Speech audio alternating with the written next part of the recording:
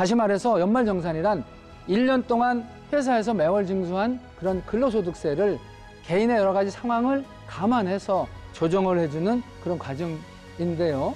1년 동안의 급여에서 징수한 소득세에 더 대해서 더 많이 냈거나 부족하게 낸 그런 부분을 다음 해 초에 정산하는 그런 것입니다.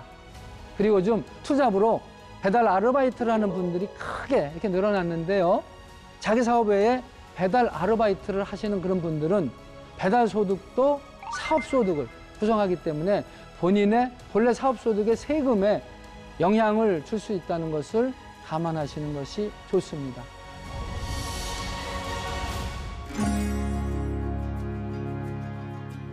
안녕하세요. 반갑습니다. 한국세무사회 원경희 회장입니다.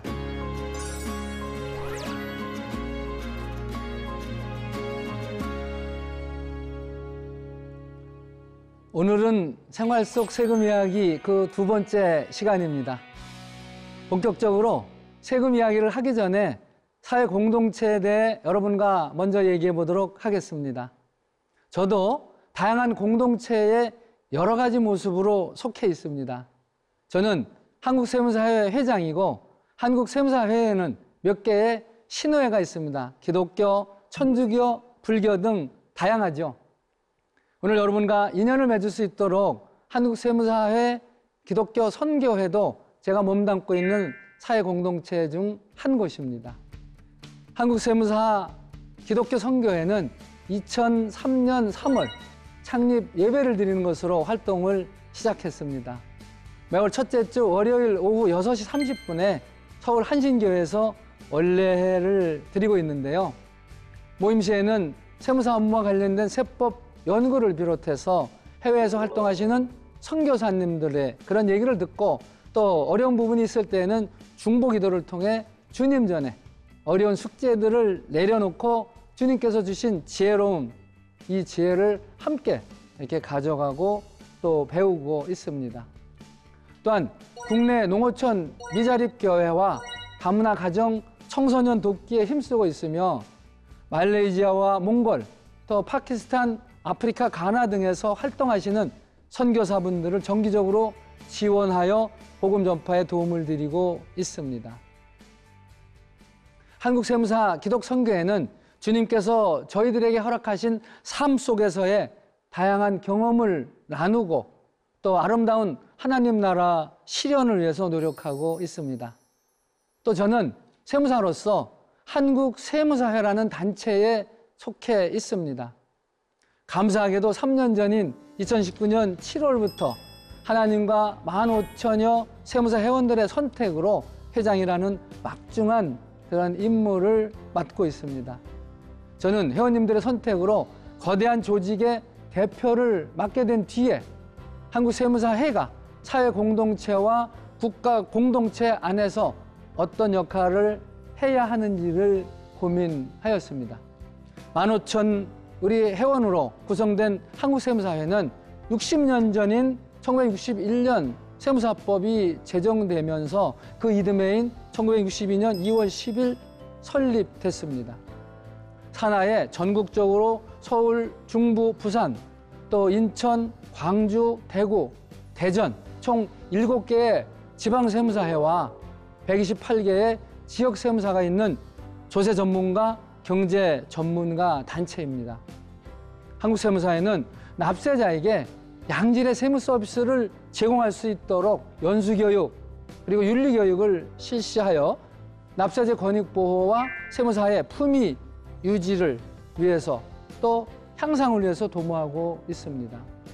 그래서 한국세무사회는 사회적 책임과 역할을 다하기에 2013년에 한국세무사회 공익재단을 설립하여 지금까지 약 34억 원을 지역의 사회 소외계층과 가정 그리고 그 자녀에게 생활비를 지급하고 또 저소득층의 초, 중, 고등학생들에게 장학금을 이렇게 지원하는 사업을 매년 실시하고 있습니다. 그리고 창립 60주년을 맞이해서 창립 기념일인 2022년 올해 2월 10일에는 전국에 재난이 생기면 가장 먼저 달려가는 세무사 드림봉사단을 발족했습니다.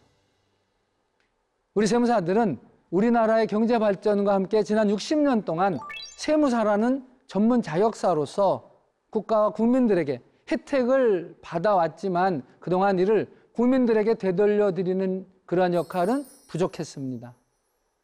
따라서 사회공헌 활동을 통해서 국가와 지역사회 발전에 적극적으로 참여하고 또 지역 주민과 사업자에 대한 그런 봉사 또 지역 활동을 활발히 이렇게 전개함으로써 사회 그리고 또 어려운 그런 주민들 이러한 사업자에게 조세 전문가, 경제 전문가로서 사회적 책임 또 역할을 다하고 봉사를 실천함으로써 국민에게 인정받고 존중받는 세무사의 이상 확립을 위해서 한국세무사회 세무사 드림봉사단을 발족한 것입니다.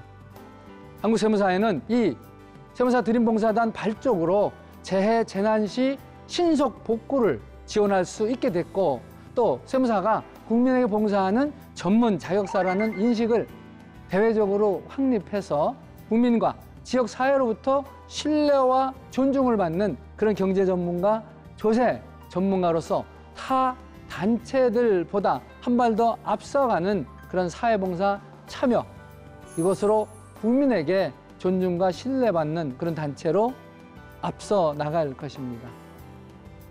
우선 세무사에는 세무사 드림봉사단 발대식과 함께 코로나19로 인해서 헌혈 수급에 어려움을 겪고 있다는 이야기를 접하고 대한적십자사와 생명나눔 실천 및 사회가치 실현을 위한 업무 협약식을 개최하고 한국세무사회는 세무 드림봉사단 이 활동으로 연이회 이상 정기적으로 헌혈에 동참하고 회원들의 헌혈 참여를 위한 교육 및 홍보 활동을 지원해서 헌혈 문화 확산에 노력하고 있습니다. 이렇듯 세무사와 한국세무사회는 여러분의 곁에서 항상 함께 하겠습니다.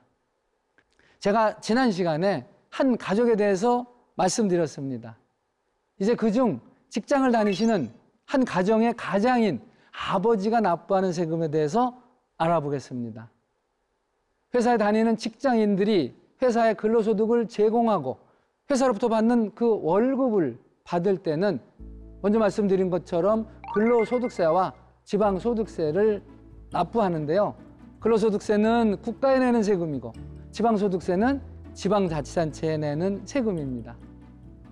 근로소득은 보통 회사와 고용관계에서 근로를 제공하고 그 대가로 지급받는 소득입니다. 예를 들어 봉급, 급료, 보수, 상여금 이가 모두가 여기에 해당이 됩니다. 직장인이라면 본인이 직접 세금을 내지는 않지만 회사에서 급여를 줄 때 세금 자체를 차감하고 줍니다. 이것을 원천징수라고 합니다. 그리고 근로자로부터 세금을 원천징수한 회사는 근로자를 대신해서 국가에 세금을 대신 납부하게 되는 거죠. 또 부가세도 방법은 다르지만 받아서 대신 납부하는 것은 같습니다. 지난번 강의 때 아이들이 편의점에서 물건을 구매하거나 또 음식을 사 먹을 때 세금을 부담한다고 말씀드렸는데 이것은 편의점 또는 패스트푸드 사장님들께서 부가가치세를 아이들로부터 받아서 대신 납부하는 간접세에 해당이 됩니다. 그렇다면 여러분은 연말정산이라는 말은 들어보셨을 겁니다. 연말정산이 무엇일까요? 월급 명세서를 보면 근로소득세와 지방소득세 항목이 있습니다. 매달 회사에서 원천징수를 해서 국세청과 지방자치단체에 그 시나 구청 등에 이렇게 납부하게 되는데요. 이것은 확정된 세액이 아니고 예상 세액이기 때문에 1년 동안 받은 전체 월급액에 대해서 납부할 세금을 확정하는 연말정산이라는 이러한 과정을 꼭 거치게 됩니다. 다시 말해서 연말정산이란 1년 동안 회사에서 매월 징수한 그런 근로소득세를 개인의 여러 가지 상황을 감안해서 조정을 해주는 그런 과정인데요. 1년 동안의 급여에서 징수한 소득세에 더 대해서 더 많이 냈거나 부족하게 낸 그런 부분을 다음 해 초에 정산하는 그런 것입니다. 1년 동안의 급여에서 징수한 소득세에 대해 더 많이 냈거나 부족하게 낸 부분을 그 다음해 초에 정산하는 그런 것입니다.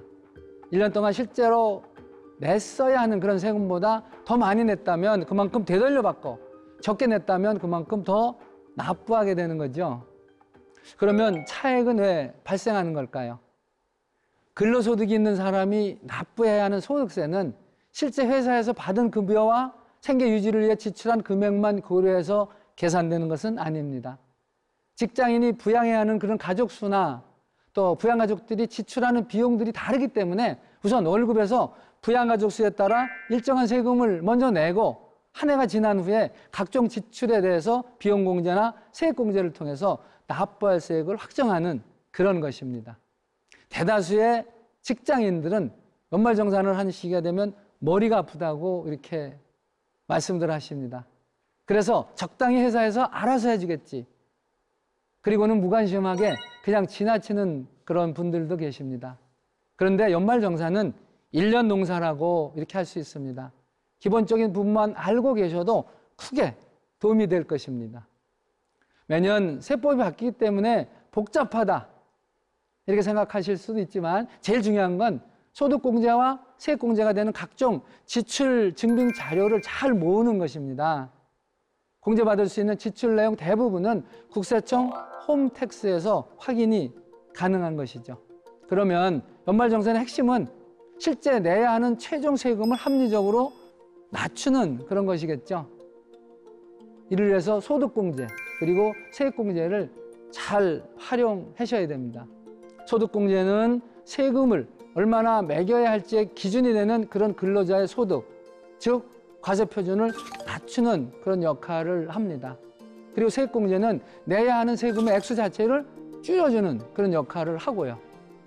이 부분은 내용이 워낙 많아서 다 말씀드릴 수는 없지만 몇 가지 팁을 드려볼게요. 부모님과 따로 살고 있더라도 실제 부양을 하고 있으면 부모님 부양가족 공제를 받을 수 있습니다. 이런 건 기본적으로 알고 계시죠? 맞벌이를 하신다면 부양가족 공제는 보통 급여가 더 많은 배우자가 받는 것이 유리합니다.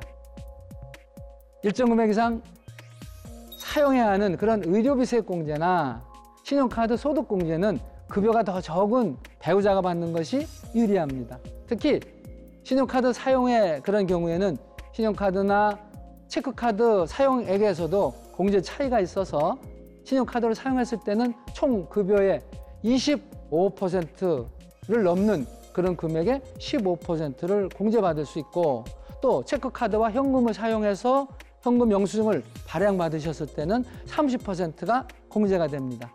그러니까 보통 신용카드 혜택이 많기 때문에 총 금액의 25%까지는 신용카드를 사용하시고 또 그 이후부터는 체크카드나 현금 영수증을 사용하시면 절세가 됩니다.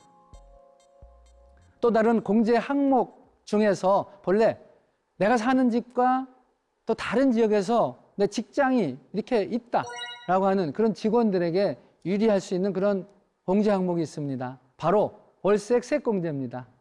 집을 가지고 있지 않는 무주택 세대 세대주로서 총 급여액이 7천만 원 이하인 근로소득자가 전용 면적 85제곱미터, 즉 평수로는 약 25.7평의 그런 국민주택 규모 이하의 주택을 임차하기 위해서 지급하는 월세액에 이것이 해당이 되는데요.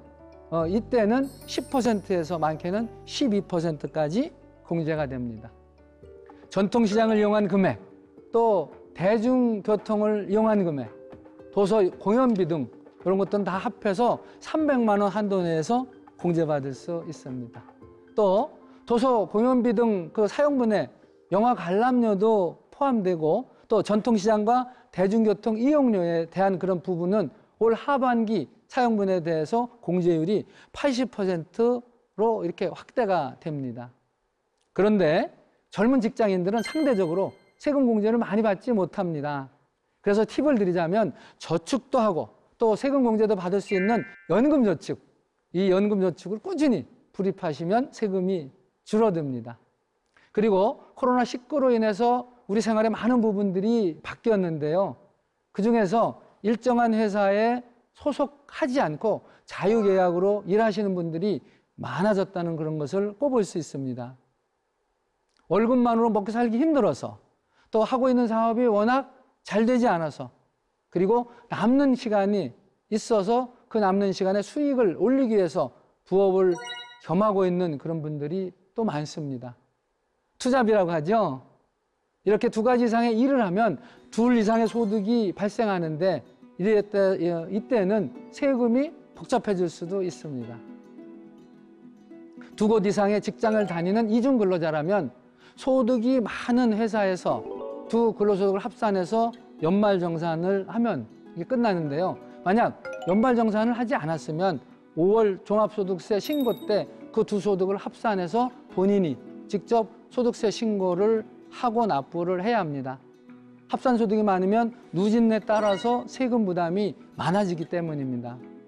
그런데 근로소득과 사업소득, 즉 프리랜서로서의 그러한 소득인 이런 사업소득을 투잡 형식으로 이렇게 하는 이런 경우에는 반드시 5월에 종합소득세 신고를 해야 합니다. 이 경우 근로소득은 연말정산을 하게 되고 또 다음해 5월에는 이 둘을 합산해서 종합소득세를 신고하는 거죠. 이렇게 하지 않으면 연말정산을 했더라도 신고를 하지 않는 것이 돼서 적게 신고한 금액에 대해서 무신고 가산세, 적게 납부한 것에 대해서 과소납부 가산세가 부과되는 것입니다. 종합소득세 신고를 할 때는 신고 유형에 따라서 사업소득 금액을 산출하고 또 기존 연말정산 부분과 합산해서 신고를 하면 됩니다. 어려울 때는 어떻게 해요? 세무사에게 맡기면 됩니다. 기본적으로 사업소득보다는 근로소득의 소득공제 범위가 넓고 세액공제가 더 다양한데요. 따라서 부업을 하고 있는 프리랜서 사업소득이 직장 근로소득보다 더 크다면 해당 사업소득을 장부 없이 신고하는 것보다 장부를 쓰고 경비를 꼼꼼하게 정리해서 신고하면 유리하다고 할 수 있겠죠. 사업소득이 처음이고 또 소득이 크지 않은 그런 첫 해의 경우에는 장부를 쓰지 않고 국세청이 정한 단순 경비율로 비용 처리를 하는 추계 신고를 하면 됩니다. 만약 다음 해에도 계속해서 사업소득이 불어날 것으로 예상된다면 처음부터 장부 작성을 하는 것이 필요합니다. 신용카드나 현금 영수증 사용문이 근로소득이 아닌 사업소득의 필요 경비가 될 수 있도록 정리해두면 더 좋을 것 같습니다. 단순 경비율로 추계 신고하면 신용카드 사용액 등도 직장 연말정산할 때 몰아서 공제를 받을 수 있습니다. 만약 사업소득 규모가 커서 장부를 쓰게 되는 그런 경우에는 신용카드 사용액 등을 근로소득 연말정산 때 공제받을 것인지 아니면 사업소득 필요경비에 넣을 것인지는 선택하면 됩니다. 또 부업으로 벌어들이는 그런 수입이 프리랜서 기준 직전 연도 2,400만 원 이상이 되면 간편장부나 복식부기로 장부를 하는 것이 절세가 된다라고 하는 말씀을 드립니다. 또 일반적으로 사업 첫 해는 단순 경비율로 적용받을 수 있어서 추계 신고하는 경우가 많지만 이 경우에도 수익 금액이 크다면 예를 들어 프리랜서 기준 7,500만 원 이상인 경우 처음부터 기준 경비율이 적용되기 때문에 장부를 써야 세금이 적을 수 있습니다. 단순 경비율보다 기준 경비율의 그러한 경비 인정률이 훨씬 낮아서 세금 부담이 커질 수 있기 때문입니다. 하지만 프리랜서와 같이 인적 영역을 제공하는 그런 경우에는 장부를 쓴다고 하더라도 경비로 처리할 수 있는 항목이 적어서 실질적으로는 기준 경비율을 적용할 때보다 세금 부담 측면에서 불리할 수도 있습니다. 이런 경우 한 가지 팁을 드리자면 수익금액 관리를 통해서 세부담을 줄이는 그런 방법이 있습니다. 일반 프리랜서 사업소득의 경우 직전 연도 수익금액이 2,400만 원 미만인 경우에는 경비 인정 비율이 높은 단순 경비율도 추계 신고할 수 있습니다. 자신의 소득 금액이 2,400만 원을 조금 넘게 된다 이렇게 하면 수입 관리를 통해서 그 미만으로 조절하면 즉 조금 덜 버는 대신 세금 부담을 크게 줄일 수 있는 그런 방법입니다. 실제로 프리랜서 사업소득의 경우 단순 경비율을 적용하면 기타 자영업 기준 약 65%를 경비로 이렇게 인정받게 되는데요. 여기에 들어간 비용은 근로소득 신용카드 소득 공제로도 산입이 가능하기 때문에 세금 차이가 큽니다. 만약 간편장부를 작성해서 신고하게 되는 그런 경우에는 관련 경비를 인정받기 위해서 증빙 자료를 꼼꼼하게 챙겨야 합니다. 프리랜서라고 하더라도 차량이 있을 수 있고 접대비 지출, 또 비품이나 소모품 등을 구입할 수도 있고 또 교통비를 지급하는 이런 부분들이 있는데 우리가 소득을 올리는 데 사용한 이러한 지출은 신용카드나 현금 영수증 등 적격 증빙을 챙겨두는 것이 중요합니다. 그리고 요즘 투잡으로 배달 아르바이트를 하는 분들이 크게 이렇게 늘어났는데요. 자기 사업 외에 배달 아르바이트를 하시는 그런 분들은 배달 소득도 사업 소득을 구성하기 때문에 본인의 본래 사업 소득의 세금에 영향을 줄 수 있다는 것을 감안하시는 것이 좋습니다. 대학생들이 배달 아르바이트를 하는 경우에도 프리랜서 사업 소득으로 이렇게 구분이 되는데요. 이 경우 대학생 본인에게는 크게 문제될 것이 없다고 하더라도 해당 부모님의 경우 연말정산에서 그 신용카드 소득공제나 또 보험료 공제나 교육비 세액공제 등 각종 부양가족 공제를 받지 못할 수도 있습니다. 연간 사업소득이 100만 원만 넘어도 부양가족 공제를 받지 못하는데요. 특히 대학교 1, 2학년에 해당되는 만 20세 이하는 기본공제도 받을 수 있는 그런 나이에서 불공제에 대한 영향이 클 수도 있습니다. 이렇게 대학생의 경우 아르바이트 사실을 숨기는 그런 경우도 많은데 본인이 일정 금액 규모 이상의 그런 수익이 발생하는 그런 경우에는 부모님 소득세에 영향을 미친다는 그런 것을 알고 부모님께 말씀드리는 것이 좋습니다. 중요한 부분인데요. 세금을 환급을 받는다는 것은 내가 낸 세금 범위 내에서 환급해 주는 거잖아요. 예를 들어서 1년 동안 내가 낸 그런 근로소득이 50만 원밖에 안 되는데 이때는 환급 받을 수 있는 것도 50만 원밖에 안 되는 거죠. 납본 세금이 없는데도 나 환급 받지 못했다 라고 하시면 안 됩니다. 자, 지금까지 직장인의 근로소득세와 연말정산에 대해서 알아봤습니다.